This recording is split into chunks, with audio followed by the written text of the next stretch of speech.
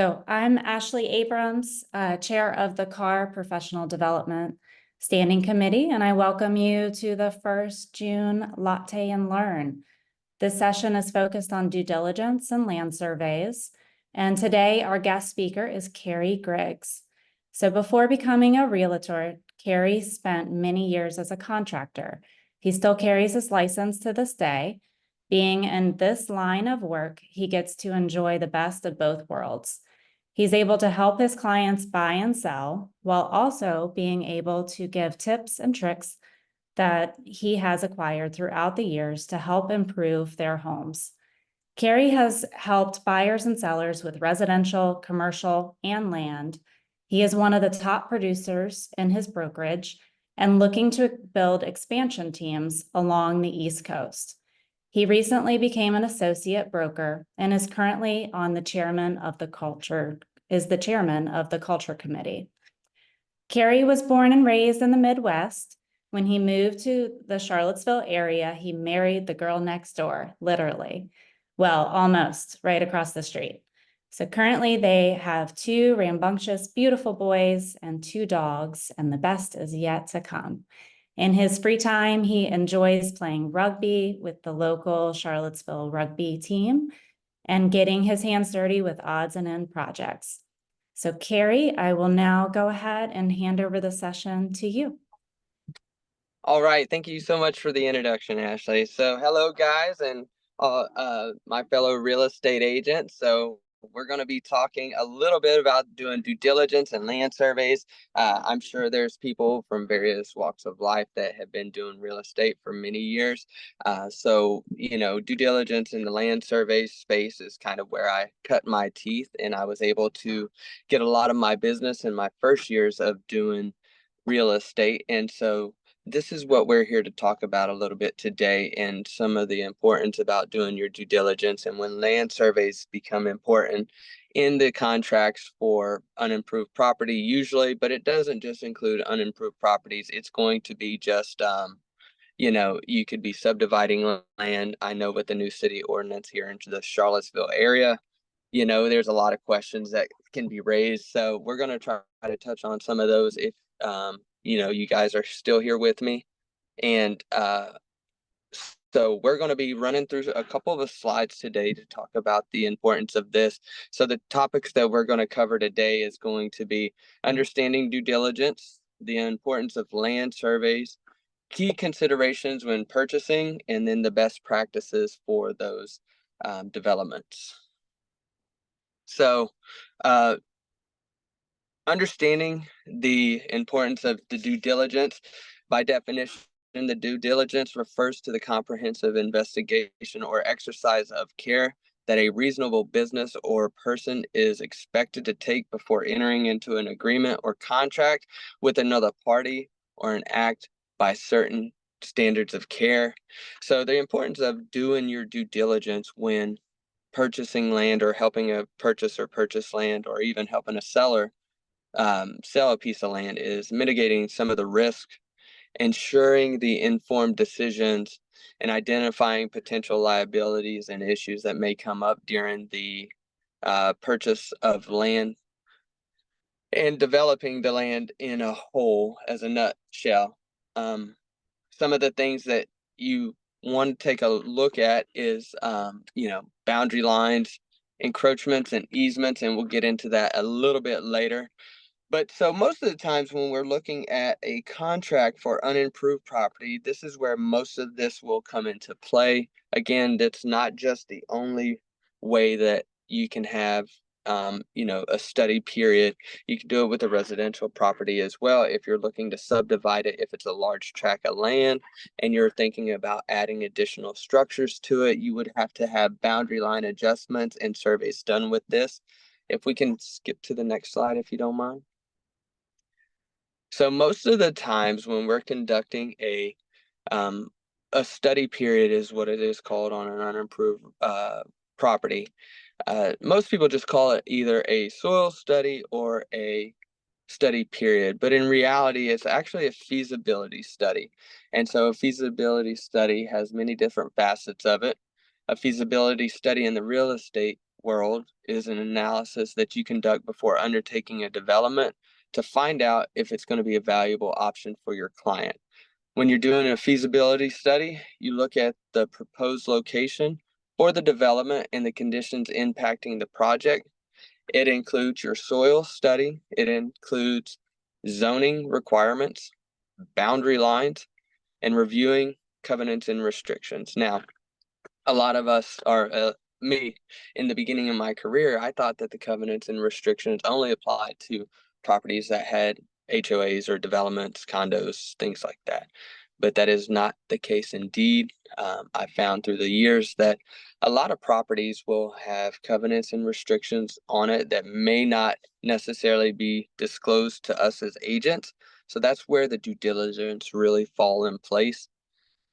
You can get a copy of the covenants and restrictions by going to your county and just reading through the deed. Those are going to be very helpful for you when navigating your clients. I know I have clients that are looking to move to the country area because they want to be able to do what they want with their land. And the covenants and restrictions, it doesn't have to be extensive. It can be something as small as you can't have chickens on your lot, which some people that are moving out into the country, that's the kind of living they want to live. And with the covenants and restrictions in place, they may not be able to enjoy the land properly. Not saying that all covenants and restrictions are enforceable nowadays because they could have been written in the deeds a long time ago. But this is something that you want to bring to your client's attention, especially for liability purposes to you as an agent. Here in the state of Virginia, it is a buyer beware state, but it is also ultimately our job to convey all the information that we have on a property that we're trying to help them purchase. So what to consider during your due diligence phases, or the study period is what they call. So easements, these can be easements for power lines. These can be easements for utilities, water, sewer. It could be egress to the property if there is a property surrounded by other properties in the area and it doesn't have road frontage. You're going to have easements that are going to allow access to it, or hopefully you do. If not, it would be landlocked. But having egress to the property is going to be vital in development this property. Then you have boundary lines. Boundary lines are going to be, it's not just the outlining of the property that you're looking for the boundary lines. It's also going to be very crucial when developing and trying to put the home of your buyer's desired choice. It's going to allow you to understand what the setbacks are for this property. If you don't have the proper setbacks, the county may not allow you to build the proper home that you're looking to build. If it's a smaller lot, that's when you tend to have the most issues. Trying to fit a 3,000 square foot home onto a quarter acre property on a one level, it may go over those setback requirements that you would have as a builder. So those are very important.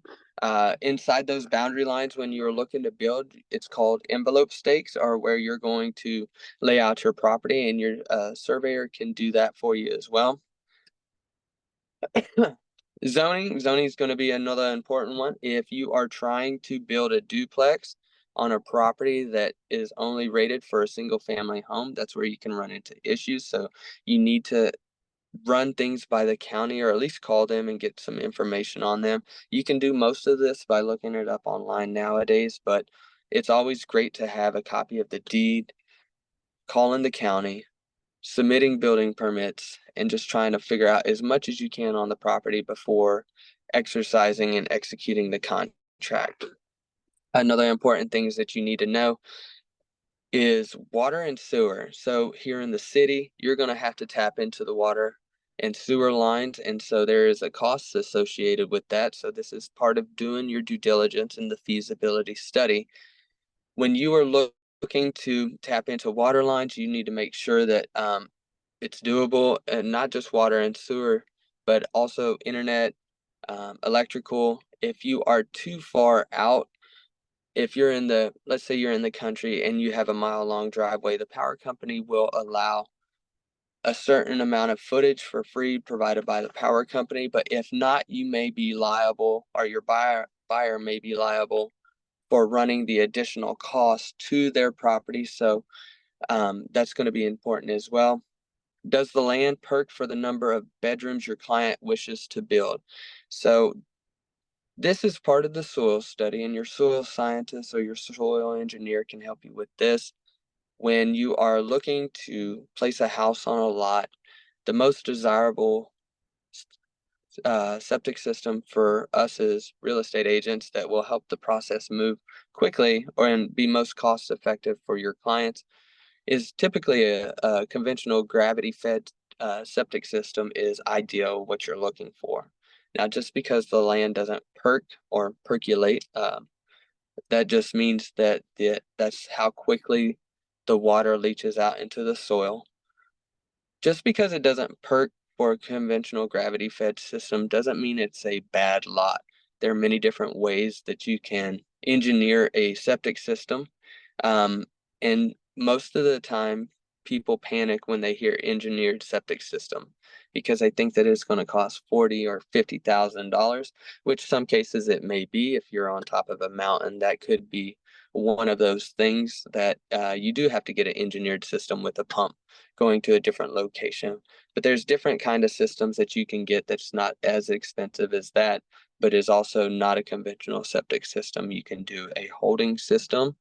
Like I said, you can do a pump system. You can do a peat moss system.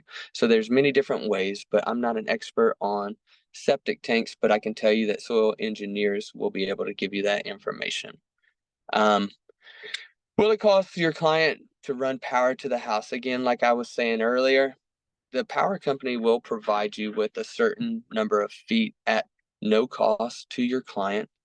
But once you get past a certain feet, especially if you're in a subdivision and you are, let's say your client wants to have a back lot, but there's no other houses in this property, your client could be liable to pay to have power ran all the way back to the end of the subdivision if the developer is not willing to incur that cost.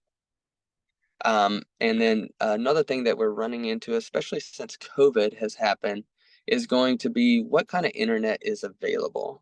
So I use this during the study period to find this information out. A lot of folks are looking for high-speed internet. So if we are out in a more rural area, and I know that it's going to be satellite internet, this will help me eliminate some of these properties that my purchaser has asked me to look into just by the fact that it doesn't have internet, which saves me time, saves my client time and money. So this is very important when doing your due diligence stages. Again, like I said earlier, the covenants and restrictions were a big one for me because, you know, I associated that with HOAs, and it's not just the case.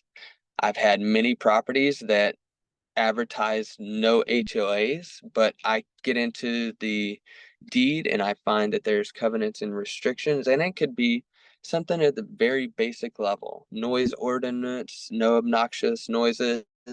It could be not having junk cars in your driveway, or that your shed has to match the color of your house. There's many different covenants and restrictions that you can look out for. And this is important that you do this step because not all agents, when they're putting listings to the market, know about these covenants and restrictions. They can be going off of the seller's information of just having a plat map saying that, hey, there's no, no HOA here. There's nothing that you have to worry about. This is just a raw piece of land. And then you get into the due diligence stages of this contract and find that, hey, there are covenants and restrictions. They may not be enforceable and it may no longer be an issue for your clients, but sometimes it just sets uneasy on your folks when looking at purchasing a land and trying to build their dream home on. They don't want people to be able to tell them, or somebody, a neighbor, filing a complaint against them due on the covenants and restrictions, and you just don't want to be in that scenario. Another thing that you want to look for in the due diligence stage is going to be the location of your well and septic. So if you have a larger lot, this is going to be much easier. with the well and septic because you have space to kind of maneuver that around. But if you're on a larger lot, there are health department requirements that you're going to have to meet. Your well has to be set back a certain distance from your septic system so that this way there's no cross contamination in your well water. As you know, here in the state of Virginia, all properties on a well have to be tested for, at the very minimum, E. coli and coliform. So that is something that you have to keep in mind when developing on a small lot. So why is land surveying so important? I ran into a couple of issues here lately where it ensures that the property boundaries are accurately defined and it identifies easements, encroachments, and other limitation crucial for development and construction for legal purposes. It will also help you avoid trespassing and encroaching on somebody else's land or easement. You can maximize the potential of the land when you have a proper survey done. Most of the times it's going to be a boundary line survey is what you're going to be looking for. That is going to be the most useful survey for your developer, for your builder, or even for just peace of mind to know where you're at. And then this way you can clearly define the setbacks for the property. When your builder is going out there to the property, they're going to put your ideal home in what's called an envelope stake zone right there. So it will allow you to kind of see the footprint of your house and what your yard, septic system, and well is going to look like on your property. You don't want to not do a survey. I always encourage my clients to do a survey when purchasing a property because I had one recently where it was a very old piece of property and the deed that they had on file was 80 years old. So when doing a survey, your surveyor will go out there and it's not just the particular property that they're surveying that they have to get the information on. They have to get the neighboring properties involved as well. As much information as you can get to the surveyor is going to be the most useful part of your time. They need to understand where the driveways are, where your easements are. I had a situation recently where the neighbor's concrete driveway, was encroaching onto my seller's property. It wasn't a difficult fix. It was just allowing easement there for the property. If all parties are in agreement to it, this can work out, and we didn't have to have legal advice to have them remove the driveway. It was only a small portion of it, but it could have been something that could have been a deal killer should the buyer not be okay with it. And luckily it was a large piece of land, so it only took up a small little portion of it, and we were able to give the neighbor deeded easement to the property. So it worked out well for us, but that's not always the case. So having that survey potentially help that buyer be able to release the contract should they wanted to. Luckily, like I said, they were happy with the property and they had plenty of space to build their dream home. But that's something that the surveyor caught prior to them closing on it, and it was no surprise at the closing table. All right. So one of the biggest things that I get in the construction world or on the real estate side of thing is, what do the markers mean? So I pulled a picture from online. This is one of the most accurate ones that I could find. So when you go out into a property that may have already been surveyed, you're going to see markers indicating what you really have going on. So I'll kind of give you a breakdown.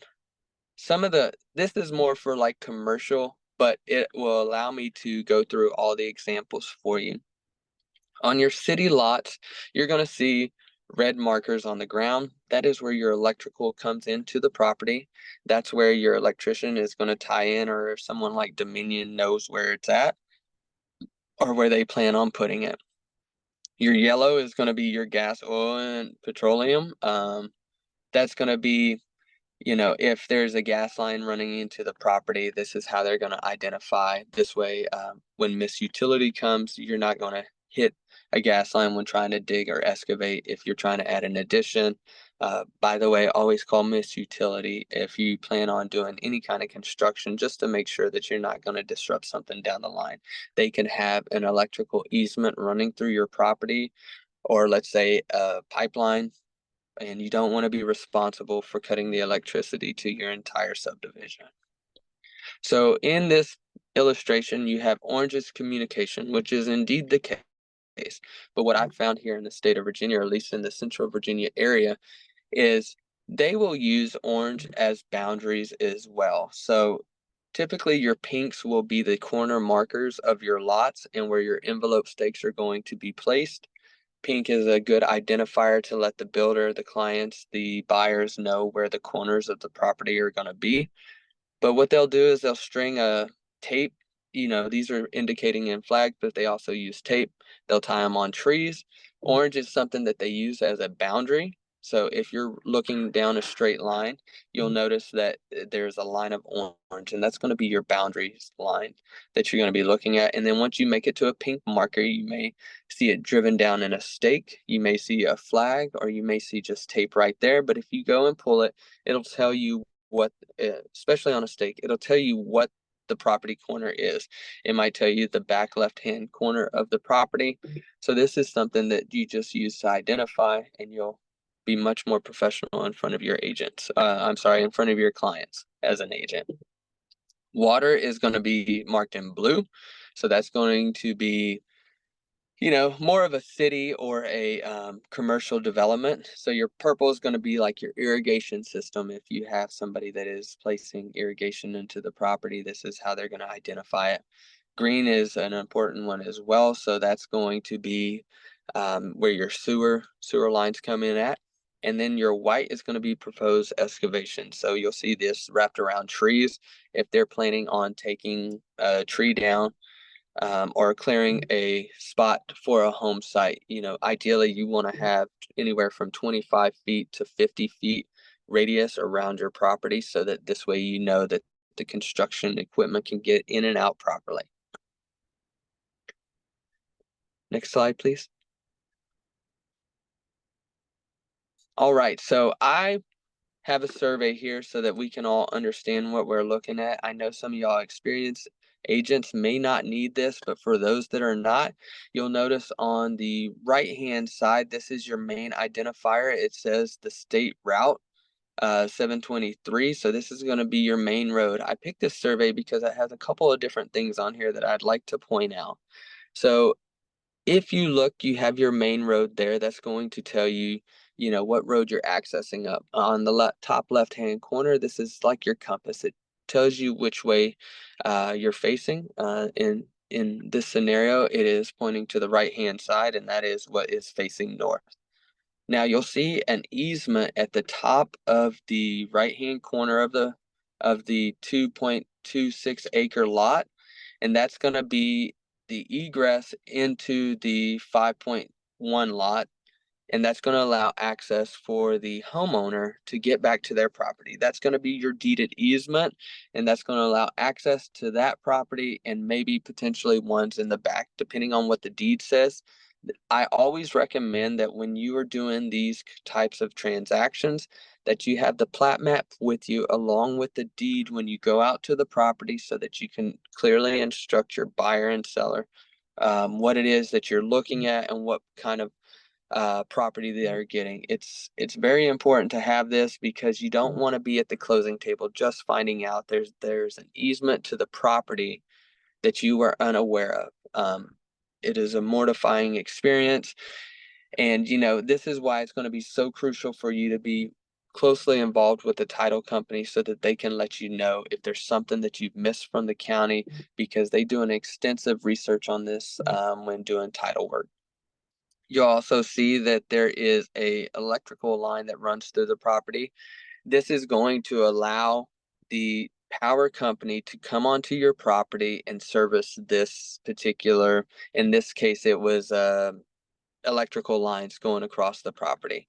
So the reason this is important is if you plan on planting trees around your house, you have to be within a certain distance of feet of this easement. Typically, it's going to be 25 feet to each side. And if you have trees that are in the way, based on this easement and what is written in the deeds, they're going to be allowed to cut your trees so that it is nowhere near the power lines. I've seen this in many cases. I have this on my property, and the trees are overgrown, and then about every 5 years the power company comes by and they just chop them off.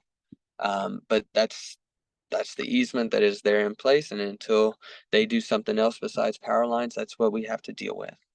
You'll see that it says iron set. So when the surveyors go out there to take a look at the property, if they have a plat map like this, what they can do is they can take the metal detectors and they can find the irons. This will give them accurate locations, and it makes it very easy for the boundary to be set. And this is going to be an ideal scenario. If they have to go out there and set the irons themselves, it's going to be a much more expensive process for your client.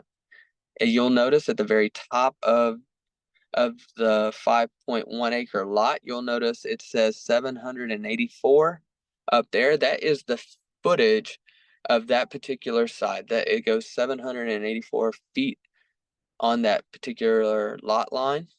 And then you'll notice that there is another note up there that says, I can't read it, it's a little bit small, but it is indicating east. And that just tells you in what direction the line is traveling. All right, next slide, please. So there's different types of surveys that we want to talk that we'll just touch base on. So a boundary survey, this is going to be the one that I've been talking about the most. So typically when you are buying a property, most people want to know where the boundary lines are. So your boundary survey is what you're going to pay for. So there's you can have your surveyor produce a plat map, which that's going to be very helpful, but most of the times it's a visual thing for your buyers. So they want to see where the boundary lines are, and this is going to be crucial for your development as well. They're going to be able to identify how big of a setback they need to do for the house, especially on a smaller lot. Let's say like here in the city, you have to be a certain setback from the front of the street and from the sides of the property. Now, the new zoning ordinance have changed things a little bit, and I'm still doing a little bit of research on that, which is exciting, by the way. The fact that Charlottesville area is going to be allowed to build multiple homes on a lot is exciting to me. Then you have a topography survey. This is going to show you the lay of the land, and the elevations of the property itself, and they can produce that on a plat map as well. Floodplain survey. This is going to tell you if you are in a floodplain or not, or what your likelihood of flooding is going to be. That one is going to be crucial for your buyer as well, because this is going to allow them to do a cost analysis on what their home is actually going to cost them monthly. Because if they have to get flood insurance, it's not cheap, and they may want to move the property up the hill a little. Environmental site assessment. This is going to be, let's say, this is going to be for hazardous material. So if you are, let's say they buried a bunch of tires in the backyard, and you need to be a certain distance away from that to keep from contaminating your well. Geotechnical survey, that's going to be for like your soils. If you're looking to build, let's say, a 3-story house, and you need to know what the soil will hold for the foundation, this is what you're going to need. You may need to bring in some fill dirt and pack it in, or even gravel possibly. So that is what that survey is for. Utility surveys, this is going to be where your identifiers are on the property. Again, called missed utilities. They're going to be able to identify where these spots are, and they're going to be able to mark them on the ground so that you make sure that you don't disrupt any other services. Tree surveys, I know this sounds a little silly, but if you are next to a conservation, you want to make sure that you're not liable for taking down any trees you're not supposed to. It just kind of helps identify the markings. Zoning compliance survey, that's going to be what you're allowed to do on your particular property. I know some folks, they may want to build a duplex, but if it does not allow it to be done, especially here in the more city areas, we have a lot of investors that would like to build duplexes, quadplexes, but if the zoning does not allow that, this is not going to be a good purchase for your buyer. Uh, Cultural resource surveys, this is going to be in like your historical districts, so you want to make sure that you disclose this to your clients, just because you don't know what those are going to be until you actually get something in writing. You may be in an area like I have a rental property in Stanton, and I am in a historical district. So anything that I take out in this house when I'm renovating it, I have to put back with the similar materials. So if I take out a wood window, I have to put a wood window back in place. I can't use vinyl. And then your Alta, this is what your title company will work off of. It is going to be a survey, is a contra, contra, sorry, comprehensive survey that meets specific standards set forth by the organization. It provides detailed information about the property boundaries, easements, encroachments, and other important factors affecting the property's title. So your title company are going to use this when doing their title insurance. They're going to make sure that everything's disclosed. If there's something that they can't insure the policy on, this will be an exemption in the policy.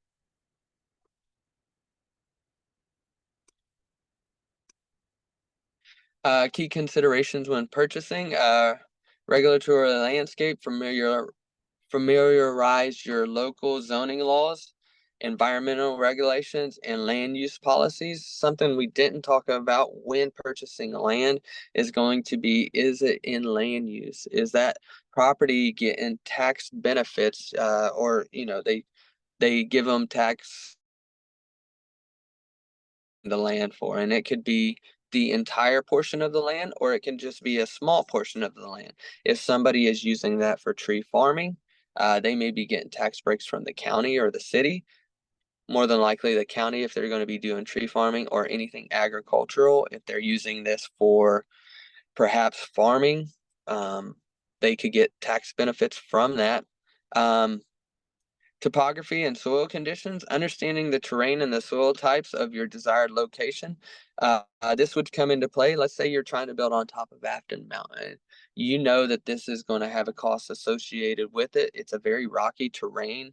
You know that it's going to more than likely need an engineered septic system versus a conventional gravity fed septic system. And we also have to take in consideration, is the excavation going to be easy or more difficult for the excavator? And are they going to have to put the foundation on a boulder because they can't determine the size of it and can't move it? And the historical significance of it, be aware of historical sites or landmarks that may affect the development plan. Again, you have to understand where you're putting a property. They may have certain requirements that you have to abide by if you plan on, building a structure in that area.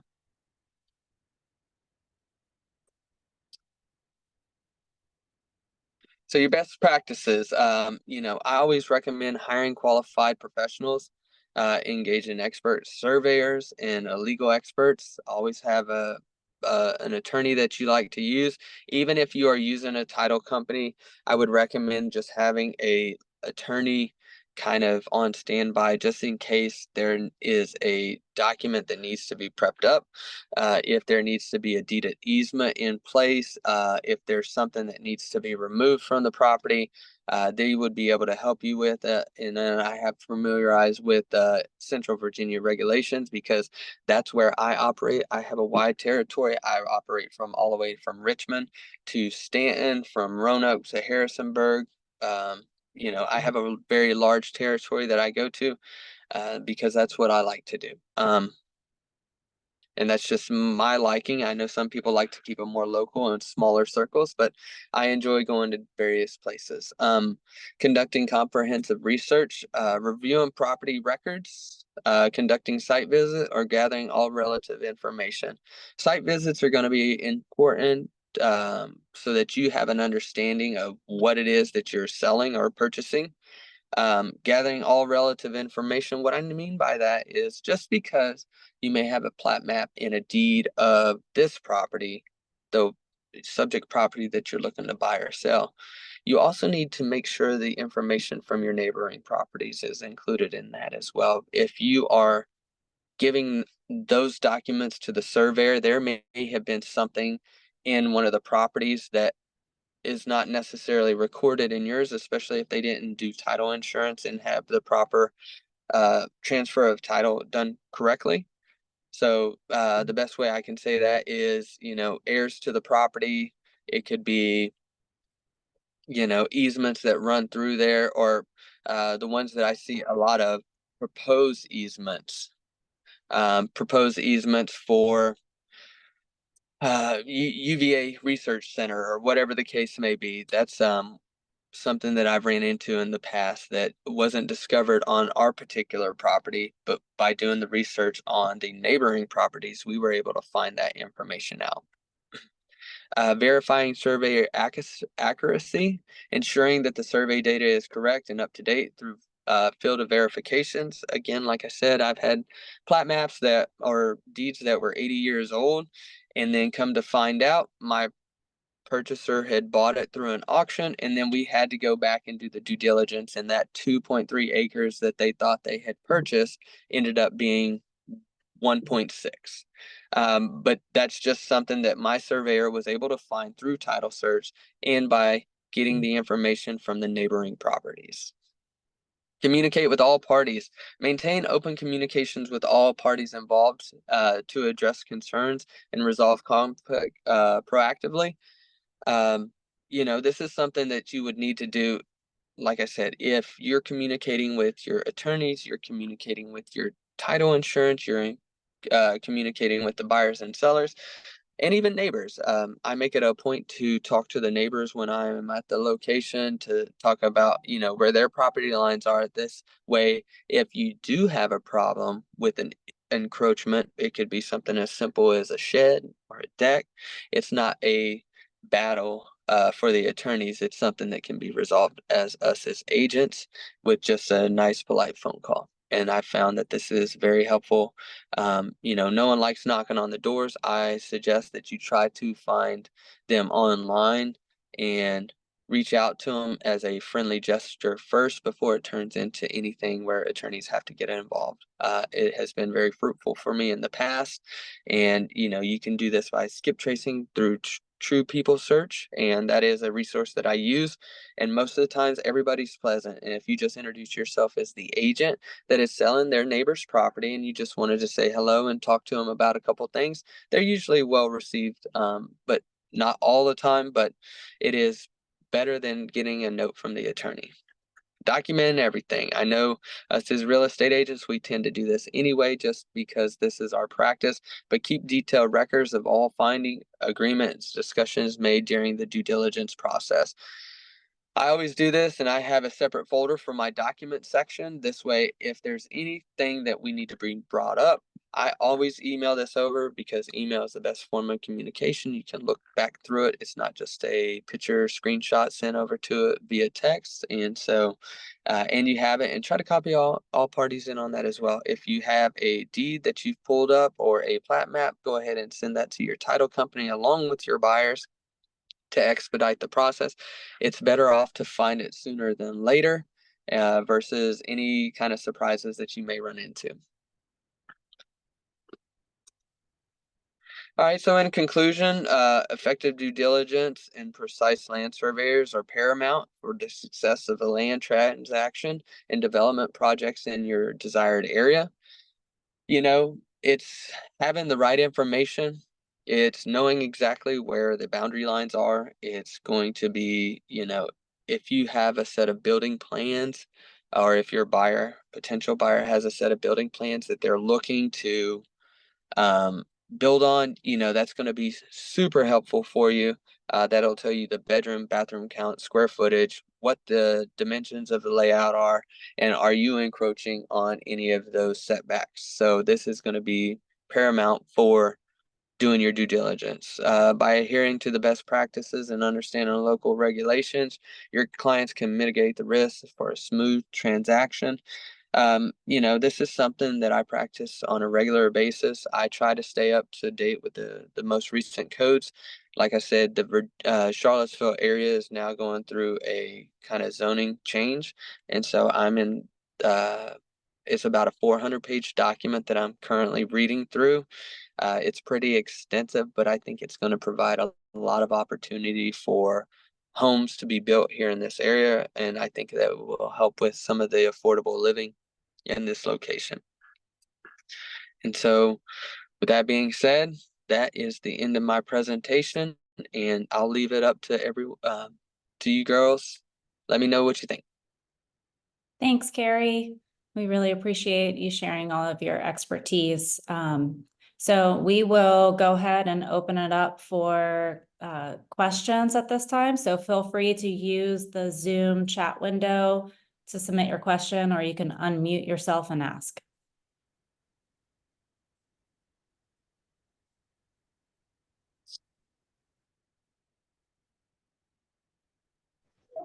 Well, I just want to say that he did a fantastic job and makes me realize that I don't know enough about land stuff, so I need to get an expert who does do that. So thank you, Kerry, for all your expertise information. Absolutely. Anybody else have a question that they would like to ask Kerry?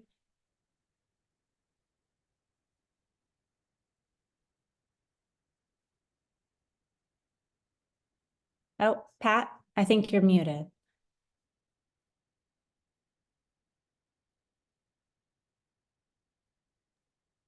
Oh no, I think she's frozen now. Yeah, but you're still muted. If you want to put it in the chat box, we can read those. Or Lauren would be able to read those.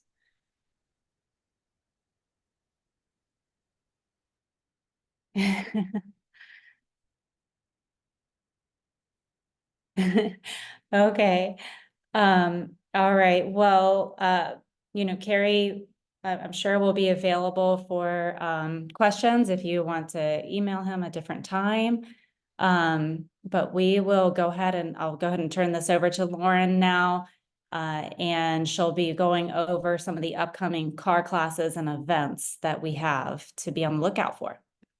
Yes, well, thank you so much for coming today, everyone. And thank you, Kerry, again, for taking the time out of your day to teach us more about due diligence and land surveys. Those flags, I took many pictures, even though I have the recording, because I love now knowing what those mean. Some fun classes and events that we have coming up. We have the Broker Forum on Thursday, June 20th from 9:30 a.m. to 10:25 a.m. This Broker Forum is open to anyone who has a broker license.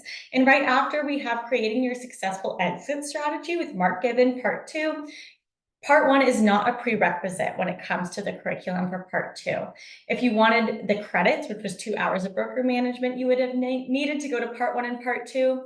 But if you feel discouraged going to Part 2 because you didn't go to Part 1, don't. All the information is going to be new and it's going to be great, so you should still make sure that you come out. And you can register for both of these through the CAR calendar. We have another Latte and Learn coming up in June. You may have noticed that Ashley said the first Latte and Learn in June was this one. We have a second one with Miss Donna Patton. My slides are going crazy. It is social media laws for real estate, and we are super excited to have this class. It is free, so please make sure you register. We also have ABR coming. It is free for all members, and it offers all 16 hours of CE credits. Please note that that does not satisfy the NAR Code of Ethics, but it does satisfy the DPOR Code of Ethics, which is different. If you have any questions about that, please don't hesitate to email me, but it's on Monday, July 8th and Tuesday, July 9th. So really make sure that you take advantage of this. If you do need that NAR Code of Ethics, we have an opportunity on July 18th. It is taught by Miss Pat Whitham, who's here today. So if you need any of those 16 hours, please make sure that you register for these classes. And if you need help registering, please don't hesitate to call. And then if you were at the May general membership meeting, then you heard a fantastic presentation by Dr. Jenny Inker on long-term care. by popular demand, we were asked that she come back to do a part 2 on that focuses more on Central Virginia, specifically the greater Charlottesville area. So that is going to be a brand new Latte and Learn on July 26th from 9 a.m. to 10 a.m. and it is also on Zoom and free. So if you really liked what you saw at the May General Membership Meeting or on our CAR YouTube channel, I highly recommend that you do this Latte and Learn. And she is also providing CAR with a resource guide on how to better navigate long-term care in the greater Charlottesville area so that you can have that printed and you can hand that out to your agents and your fellow colleagues. Lastly, this is another Latte and Learn. It is Cash Contracts with past president Anthony McGee, who is also a co-facilitator for the Pat Jensen Leadership Academy. And it is going to be on September 6th from 9 a.m. to 10 a.m. All of our Latte and Learns are free and they are all on the CAR Education and Events calendar. And of course, we have our DEI library that is right next to my office. So if you ever want to pop by and say hi when you get a book, please don't hesitate to do so. Thank you all for coming today. I know that was a lot, but we're so happy that you guys were able to come. And again, if you have any other questions or comments, or you need absolutely anything, please do not hesitate to ask.